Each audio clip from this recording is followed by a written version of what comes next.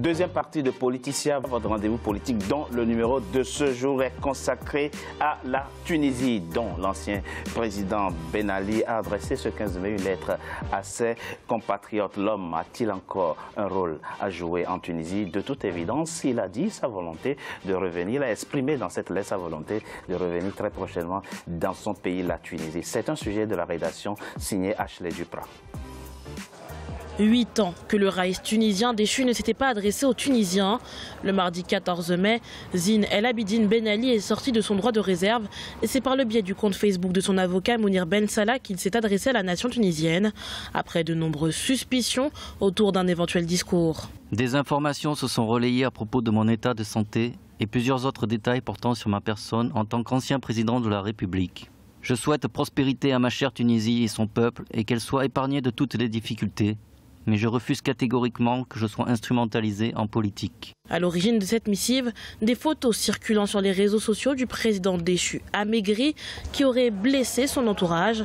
Mais dans cette adresse, le principal intéressé promet de revenir en Tunisie où il a été condamné par contumace à 100 ans d'emprisonnement dans différentes affaires de droits de l'homme et de corruption. Pour certains observateurs, si la sincérité de ce message n'est pas à démontrer, il n'arrive pas à un moment anodin. Il a laissé le temps à ceux qui l'ont succédé de montrer déjà leurs premières limites. En termes de climat politique en Tunisie, les successeurs de Ben Ali ont commencé à montrer leurs limites. De nouvelles frustrations émergent, leur incapacité à répondre à un certain nombre de choses devient manifeste et les tensions ressortent. Donc du coup, ça remet en question ce qui était des certitudes absolues au moment de la révolution. Donc je crois que le timing est tout à fait choisi pour lui de faire une sortie, et une sortie qui annonce son retour éventuel sur la scène publique, ou bien dans le pays. À quelques mois des élections législatives et présidentielles, le nom de l'ex-président s'est aussi retrouvé au cœur des débats. Certaines formations, dont le Parti des Historiens libres, revendiquent son héritage politique. Monsieur Bargaoui, vous disiez dans la première partie de notre émission la nécessité pour la Tunisie de faire sécréter du pouvoir d'achat à partir de sa démocratie qui est en construction. On l'a vu dans l'élément qui est passé. Un analyste dit que des frustrations ont commencé à naître encore en Tunisie et que d'ailleurs ceux qui ont succédé à Ben Ali montrent de plus en plus leurs limites. Moi, en tant qu'observateur de mon pays, je constate que la révolution tunisienne, au début, elle a surpris la communauté internationale. Même l'ex-ministre des Affaires étrangères, Alain Juppé, il l'a exprimé. Il a dit qu'on ne s'attendait pas à ça. Du coup, après, il y avait une peur, une crainte que le changement en Tunisie va avoir une répercussion dans la région. Un effet domino.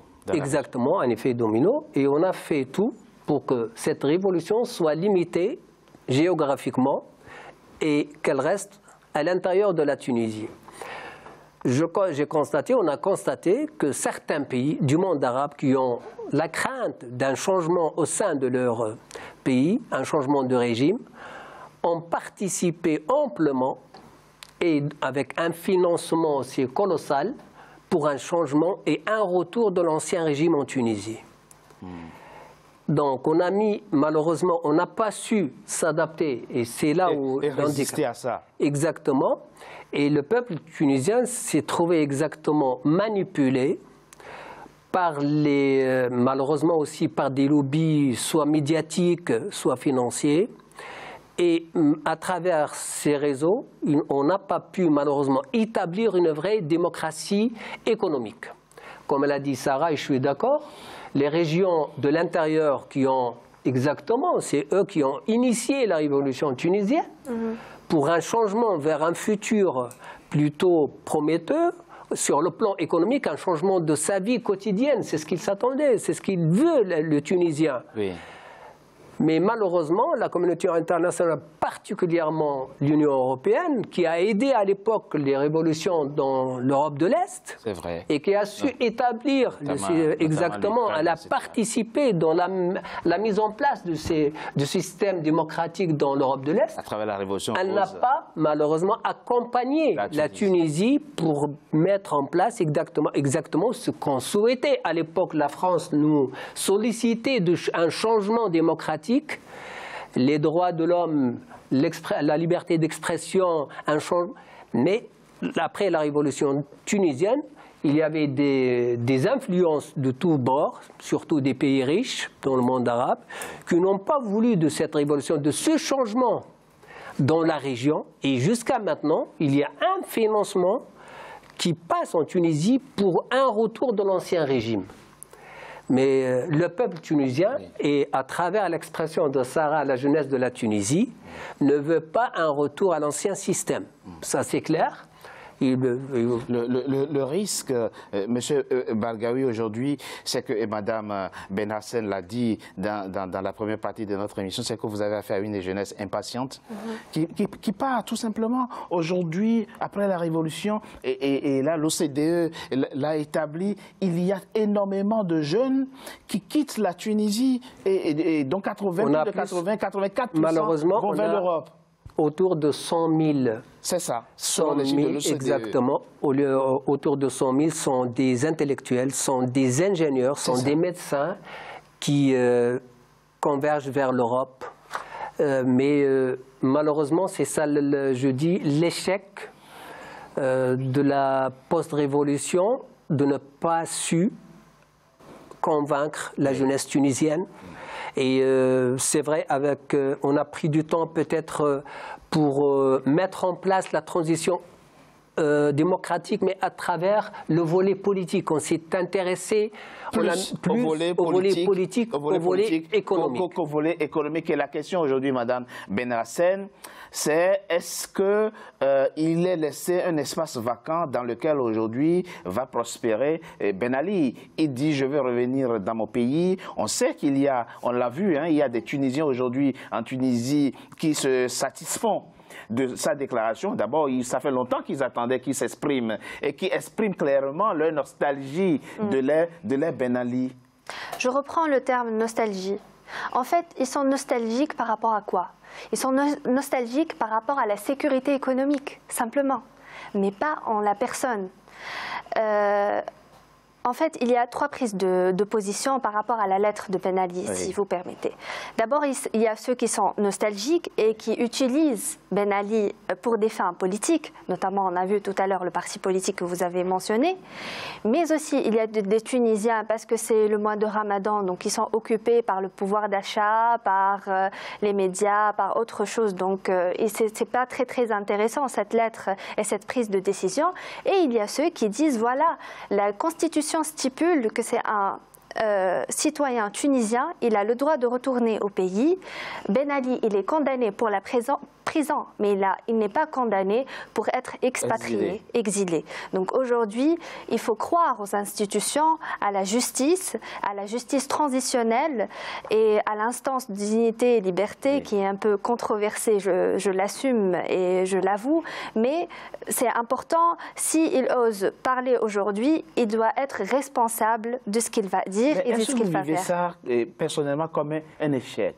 Qu'il y a aujourd'hui des Tunisiens qui regrettent l'ère Ben Ali? Non, pas du tout. Comme j'ai dit tout à l'heure, c'est juste une nostalgie par rapport à la sécurité économique. Parce que si on voit le PIB tunisien, on voit le SMIC, c'est cher. Et le Tunisien, aujourd'hui, à travers Internet, notamment les jeunes, on ouvre les yeux sur ce qui se passe dans l'autre rive de la Méditerranée, aux États-Unis, etc. À l'Afrique aussi, on veut bien investir. En fait, notre problème, c'est quoi? On parle de relance, on parle de redressement, mais on n'a jamais parlé de changement profond, de trajectoire. On veut une vision, on veut des projets, on veut être écouté. C'est pour ça, tout à l'heure, on a parlé un peu des médias, d'Internet, etc. Parce que la Tunisie, la révolution, elle a beaucoup utilisé les réseaux sociaux. Donc il faut qu'on soit écouté aujourd'hui. Monsieur Judy, ce que dit Mme Benhassen est très intéressant, à la suite d'ailleurs de ce qu'a dit M. Bargaoui, qui est tout autant pertinent. C'est que vous êtes en face, et votre pays aujourd'hui, l'Algérie, d'une équation simple. On veut plus de démocratie. On avait la sécurité économique, on voulait la démocratie. On a la démocratie et on n'a plus à manger. La vie est chère. C'est le cas aussi de votre pays, dans une certaine mesure. comment règle-t-on ce défi pour ne pas tomber dans les mêmes travers, si je puis m'exprimer ainsi? Les dons ne sont pas les mêmes. L'Algérie est un pays riche. Oui. Je pèse mes mots. On peut prendre en charge toute l'Europe si on avait un vrai pouvoir, on n'avait pas de corrompus. Nous avons le Sahara, le plus spacieux, le plus grand désert du monde. Rien que les trucs solaires. C'est-à-dire, vous savez, nous avons du pétrole, nous avons une capacité pour développer l'agriculture. Le problème, c'est que nous avons une dictature qui empêche l'Algérie d'avancer. Il est là juste pour dilapider les richesses du pays. C'est pour ça que moi je ne m'inquiète pas pour l'économie de l'Algérie. Je m'inquiète pour le régime politique parce que c'est la politique qui décide de l'économie. Oui. Une fois nous avons réglé le problème politique, tout va être réglé. Parce que vous savez, les peuples, ils sont prêts à attendre, ils ont de la patience. Pour peu qu'ils voient que ces responsables, c'est les siens. C'est eux qui les ont délégués. Ils ont la légitimité populaire. Voilà, bien sûr. Sinon, l'expérience a donné que le pouvoir politique, que ce soit au Maroc, que ce soit en Tunisie, que ce soit en Algérie, doit changer. C'est une dictature, à l'image de toutes les dictatures africaines et du monde arabe. Et les gens qui ne sont pas contents de la révolution tunisienne font tout pour que la révolution et le changement soient avortés. Pour dire, vous évoquez là absolument très important que M. Baggaoui... Il y a des pays du Golfe, je veux dire, les Émirats, Qatar, qui ne veulent pas que... Vous savez pourquoi il a trouvé refuge, Ben Ali, en Arabie Saoudite? Parce que l'Arabie Saoudite a soutenu ce pouvoir. Il ne voit pas d'un bon œil le régime qui a pris le pouvoir après Ben Ali. C'est une guerre même à l'intérieur du pouvoir tunisien entre l'Émirat et Qatar. Il faut dire ça. Le président actuel est soutenu par un clan du Golfe et Rachid El-Ghannouchi par un autre clan du Golfe. Il y a une guerre politique par intérim, c'est-à-dire... Comment résiste-t-on à toutes ces influences? Absolument, c'est ça la question. Voilà. On a même essayé le terrorisme. Attention, le peuple tunisien a subi du terrorisme. Il y a eu des attaques. On a frappé fort et là où ça fait mal, le secteur de l'économie touristique.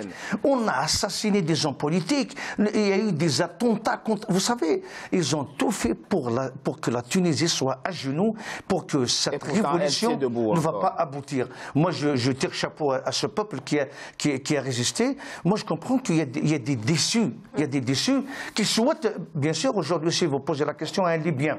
Alors, qu'est-ce que vous pensez? Kadhafi ou... Bien sûr, Kadhafi. À l'époque de Kadhafi, il n'y avait pas de bombes. Mais c'est Kadhafi qui a instauré le régime de ces bombes, qui a ramené ce terrorisme. C'est la dictature de Ben Ali qui a opprimé tous les opposants et qui a empêché le peuple de s'exprimer, de vivre dignement, qui a ramené cette mosaïque qui gouverne la Tunisie, qui a ramené un vieillard de presque de 90 ans à la tête d'un pays aussi jeune que la Tunisie. Je propose qu'on marque une coup de pause, on se retrouve dans quelques instants pour la suite de notre émission. À tout de suite.